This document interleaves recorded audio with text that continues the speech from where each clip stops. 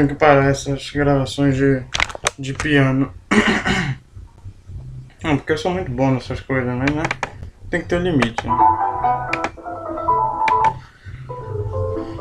Só um momento.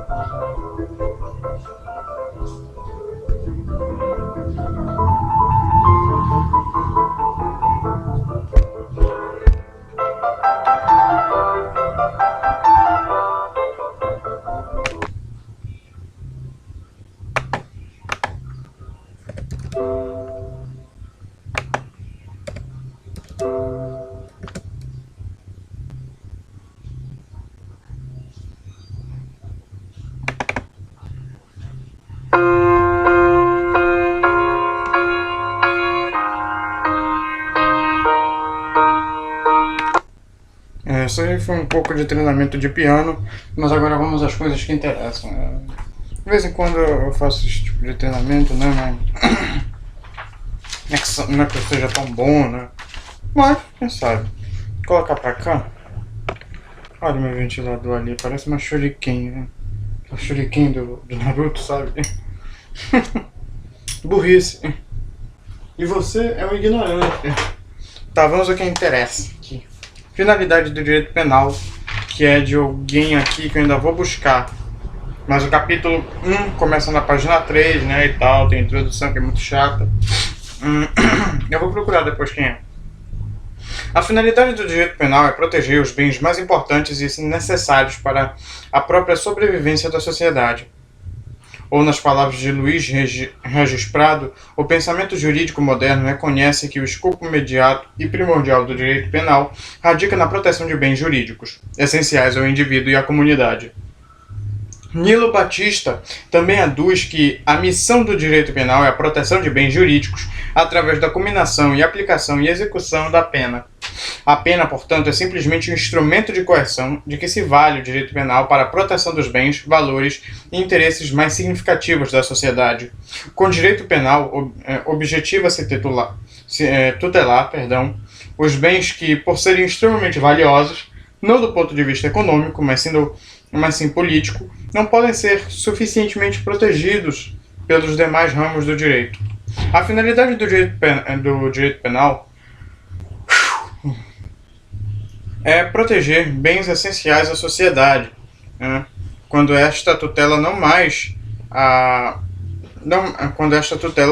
se faz necessária, ele deve afastar-se e apenas permitir que os demais ramos do direito assumam, sem ajuda, esse encargo de protegê-los. Sem a sua ajuda, esse encargo de protegê-los. Tá legal. Eu tenho que realmente saber quem é esse. Eu vou lá em direito penal saber depois. Esse raciocínio a respeito da finalidade protetiva de bens jurídicos atribuído ao direito penal teve início com Beerbaum. Olha que nome bonito, dá pra colocar no Hobbit, né? O direito penal tinha por fim proteger direitos subjetivos, pois que o delito significava uma lesão de um direito subjetivo alheio. Portanto, desde Beerbaum, a doutrina majoritária tem afirmado ser esta a finalidade do direito penal. O direito penal não atende a essa finalidade de proteção de bens jurídicos, pois, quando é aplicado, o bem jurídico que teria de ser por ele protegido já foi efetivamente atacado. Para o Jacobs. Poxa, boa pergunta. Não tão importante agora, mas bora lá. O que está em jogo não é a proteção de bens jurídicos, mas sim a garantia da vigência da norma. Ou seja, o agente que praticou uma infração penal deverá ser punido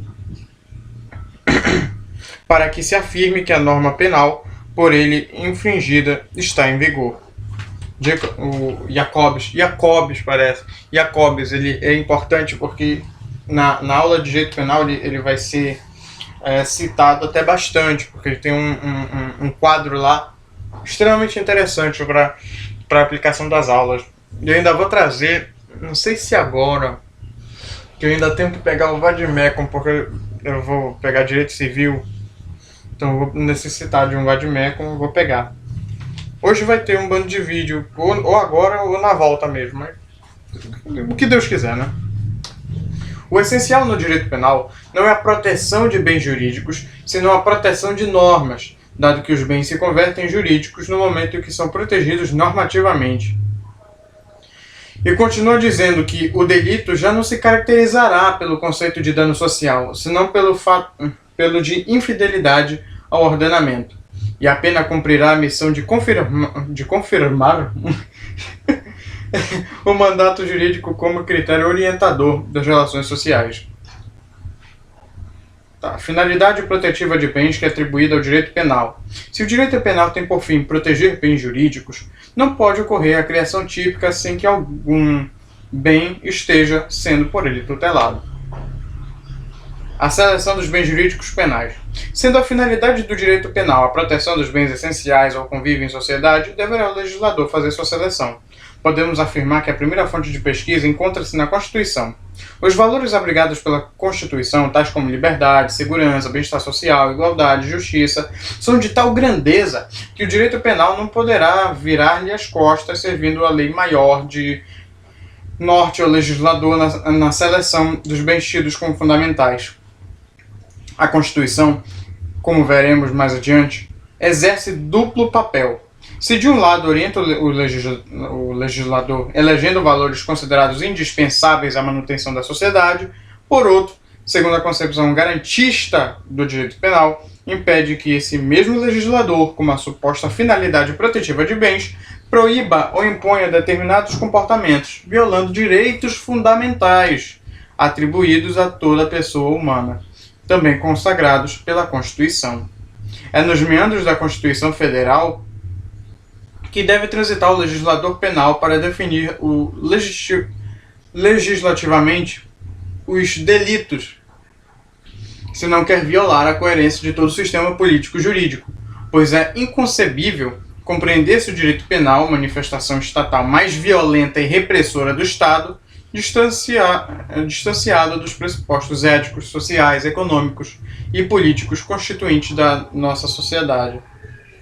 É a parte geral do Código destinada à edição da Código Penal brasileiro. Aí fala um bando de código aqui que eu não tô afim de ficar citando, mas beleza, continuando aqui. É a parte geral do código destinada à edição de normas que vão orientar o intérprete da verificação da ocorrência em tese de determinada infração penal. Ali encontramos normas destinadas à aplicação da lei penal, preocupando-se o legislador em esclarecer quando se considera praticado o delito, ou seja, o tempo do crime, cuida de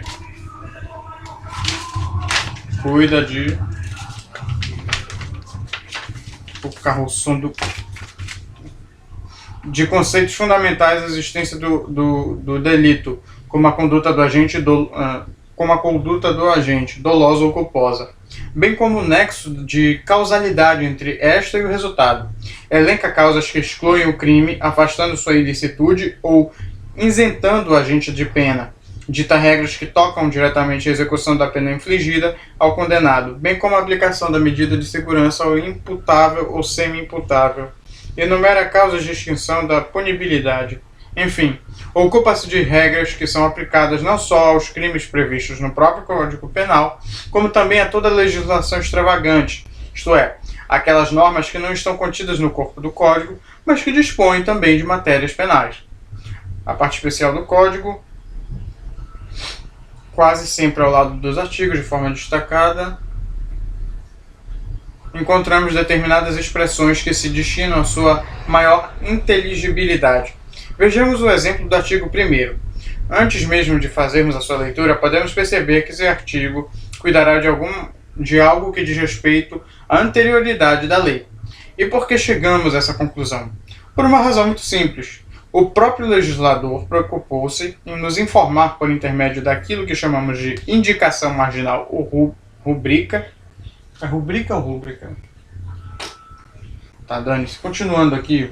Pronunciação, cara. Continua. Que aquele artigo seria destinado a tratar da matéria já por ele enunciada. Vejamos outro exemplo, artigo 121, caput. Caput. Não, por favor. Essa piada não. Esse crime, não, tá, matar alguém, né? O legislador deu a esse crime o nomen iuris de homicídio, colocando essa expressão em sua rubrica. Pelo amor de Deus, cara. A indicação marginal ou rubrica variará de acordo com cada infração penal, o instituto da parte geral ou especial do Código, podendo também ser utilizada na legislação extravagante. Dois delitos diferentes que possuíam a mesma indicação marginal. Curiosamente, o nosso Código Penal tinha em sua parte especial dois delitos diferentes que possuíam a mesma indicação marginal. Eu esqueci de fazer o fechamento dessa parte. Havia nos artigos... Desculpa, tá passando um carro, tá? Havia nos artigos 332 e 357 a rubrica exploração de prestígio. A primeira dizia respeito ao crime praticado por particular contra a administração em geral e a segunda importava especificamente em crime contra a administração de justiça. Com a entrada em vigor da lei número 9.127 de 95, que deu nova redação ao artigo 332 do Código Penal, o legislador entendeu por bem modificar a rubrica. Agora, aquele que solicita exige, cobra ou obtém para si ou para outrem vantagem, a pretexto de influir em ato praticado por funcionário público no exercício de sua função. Comete o delito de tráfico de influência e não mais o de exploração de prestígio. Direito penal objetivo e subjetivo. Direito penal objetivo é o conjunto de normas editadas pelo Estado definindo crimes e contravenções, isto é, impondo ou proibindo determinadas condutas sob ameaça de sanção ou medida de segurança, bem como todas as outras que cuidem de questões de natureza penal, excluindo o crime, isentando de pena, explicando determinados tipos penais. O Estado, sempre atento ao princípio da legalidade, pela fundamental de todo direito penal, pode, de acordo com sua vontade política, ditar normas de conduta ou mesmo outras que sirvam para interpretação e aplicação do direito penal. Todas essas normas que ganham vida no corpo de lei em vigor formam o que chamamos de direito penal objetivo. O direito penal subjetivo é a possibilidade que tem o Estado de criar e fazer cumprir suas normas, executando as decisões condenatórias proferidas pelo Poder Judiciário. É o próprio ius puniendi. Se determinado agente praticar um fato típico, antijurídico e culpável, abre-se ao Estado o dever-poder de iniciar a persecutio criminis in judicio, visando alcançar, quando for o caso e obedecido, o devido processo legal, um decreto condenatório. Mesmo que em determinadas ações penais o Estado conceda à suposta vítima a faculdade de ingressar em juízo com uma queixa-crime, permitindo-lhe com isso dar início a uma relação processual penal caso o querelado venha a ser condenado, o Estado não transfere ao querelante o seu ius puniendi. Só cabe o chamado ius persequendi ou ius accusationis. Eu não sei falar latim, não sei falar essas coisas ainda. Entendeu? Ou seja, o direito de vir a juízo e pleitear a condenação de seu suposto agressor, mas não o de executar ele mesmo a sentença condenatória, não o Frank Castle aqui, tá? Haja vista ter sido a vingança privada abolida de nosso ordenamento jurídico. O chamado ius puniendi, no entanto, não se limita à execução da condenação do agente que praticou, por exemplo, o delito. A própria criação da infração penal atribuída ao legislador também se amolda a esse conceito.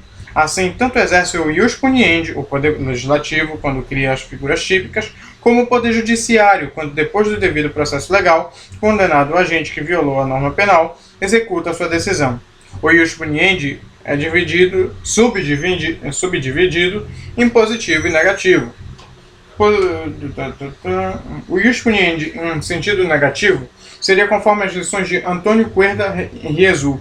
A faculdade de derrogar preceitos penais ou bem restringir o alcance das figuras delitivas. Então, o ius puniendi, em sentido negativo, é a faculdade de derrogar preceitos penais ou bem restringir o alcance das figuras delitivas. Tá, mas tem um probleminha aí bem simples mas que ainda assim é necessário ser descoberto. Descoberto não, né? Só achar um negócio aqui. O que é derrogar? Derrogar, por favor. Derrogação. Ou ato ou efeito de derrogar, derrogamento, revogação parcial de uma lei feita pelo poder competente. Puxa, ato ou efeito de derrogar. Derrogação é alta. Valeu, cara, valeu. Nada mais importante, né? Por que não? Sai daqui, é o Pablo. Sai daqui, mano. Ah, não. Segunda temporada na Netflix. Agora chega, né? O positivo seria o citado anteriormente, não do ius poniendi no sentido negativo, mas anteriormente a isso. Vale dizer, o poder que tem o Estado não somente para criar os tipos penais, como também para executar suas decisões condenatórias. O direito penal objetivo e o subjetivo, como duas faces de uma mesma moeda, aquele como o conjunto de normas que de alguma forma cuida da matéria de uma natureza penal, e este, né, o subjetivo, como o dever-poder que tem o Estado de criar os tipos penais e de exercer o seu direito de punir, caso as normas por ele ditadas venham a ser descumpridas. Deixa eu ver um negócio aqui. Termina aqui mesmo. Mas tem aqui rapidamente só um negócio do modelo penal garantista do Luigi Ferrajoli, que o professor de penal já citou e fez um quadro de comparação com o Alessandro Barata e o Zaffaroni, se eu não me engano. Conforme as lições de Bobbio, as normas de ordenamento não estão todas no mesmo plano. Há normas superiores, inferiores, inferiores que dependem das superiores, subindo das normas inferiores, aquelas que se encontram mais acima, chega a ser uma norma suprema, que não depende de nenhuma outra superior e sobre a qual repousa a unidade do ordenamento. Essa norma, cadê você? Eu te perdi. Essa norma suprema é a norma fundamental. Cada ordenamento possui uma norma fundamental que dá unidade a todas as outras normas. Isto é, faz das normas espalhadas e de várias proveniências um conjunto unitário que pode ser chamado de ordenamento. Olha aí uma referência, que lindo! É justamente sobre essa hierarquia de normas existente no chamado Estado Constitucional de Direito que Luigi Ferrajoli vai buscar os fundamentos de seu modelo garantista. A Constituição, de acordo com a visão piramidal proposta por Kelsen, é a mãe de todas as normas. Todas as normas consideradas inferiores nela vão buscar sua fonte de validade.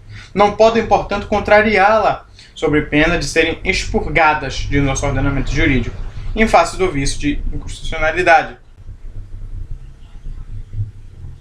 Deixa eu ver. Eu não fiz o fichamento disso. Que coisa, cara. Pior que se... mercadoria, mano. Mas bora lá aqui. A Constituição nos garante uma série de direitos tidos como fundamentais que não poderão ser atacados pelas normas que lhes são hierarquicamente inferiores. Dessa forma, não poderá o legislador infraconstitucional proibir ou impor determinados comportamentos sob ameaça de uma sanção penal, se o fundamento de validade de todas as leis, que é a Constituição, não nos impedir de praticar, ou mesmo não nos obrigar a fazer aquilo que o legislador nos está impondo. Pelo contrário, a Constituição nos protege da arrogância e da prepotência do Estado, garantindo-nos contra qualquer ameaça a nossos direitos fundamentais. Ferrajoli aduz que o garantismo, entendido no sentido do Estado Constitucional de Direito, isto é, aquele conjunto de vínculos e de regras racionais impostos a todos os poderes na tutela dos direitos de todos, representa o único remédio para os poderes selvagens e distingue as garantias em duas grandes classes, as garantias primárias e as secundárias. As garantias primárias são os limites e vínculos normativos, ou seja, as proibições e obrigações formais e substanciais, impostos na tutela dos direitos ao exercício de qualquer poder. As garantias secundárias são as diversas formas de reparação, a anulabilidade dos atos inválidos e a responsabilidade pelos atos ilícitos subsequentes a violações das garantias primárias. A magistratura, segundo a concepção garantista de Ferrajoli, exerce papel fundamental, principalmente no que diz respeito ao critério de interpretação da lei conforme a Constituição. O juiz não é mero aplicador da lei, mero executor da vontade do legislador ordinário. Antes de tudo, é o guardião de nossos direitos fundamentais. Antes, a contrariedade da norma com a Constituição deverá o magistrado sempre optar por esta última, fonte verdadeira da validade primeira.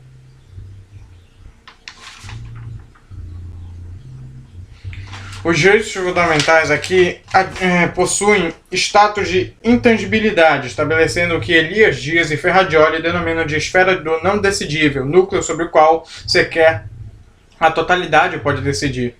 Em realidade, conforma uma esfera do inegociável, cujo sacrifício não pode ser legitimado sequer sob a justificativa da manutenção do bem comum. Os direitos fundamentais, direitos humanos constitucionalizados, adquirem, portanto, a função de estabelecer o objeto e os limites do direito penal nas sociedades democráticas. A teoria do garantismo penal, antes de mais nada, se propõe a estabelecer critérios de racionalidade e civilidade à intervenção penal, deslegitimando qualquer modelo de controle social maniqueísta que coloca a defesa social acima dos direitos e garantias individuais. Percebido dessa forma, o modelo garantista permite a criação de um instrumental prático teórico idôneo à tutela dos direitos contra a irracionalidade dos poderes, sejam públicos ou privados. E aqui termina. Cara, um vídeo meu foi bloqueado por fazer análise do desenho do Pica-Pau, mano. O Pica-Pau, sabe o Pica-Pau? Puxa vida, o Pica-Pau me deu um flag, cara. Puxa, eu não consigo. Aí eu tirei o vídeo deles, beleza, ficou tudo normal. O Pica-Pau, meu irmão, foi bloqueado, puxa vida. Imagine a Liga da Justiça, puxa, Dragon Ball, Cavaleiros do Zodíaco. Puxa, pelo amor, né?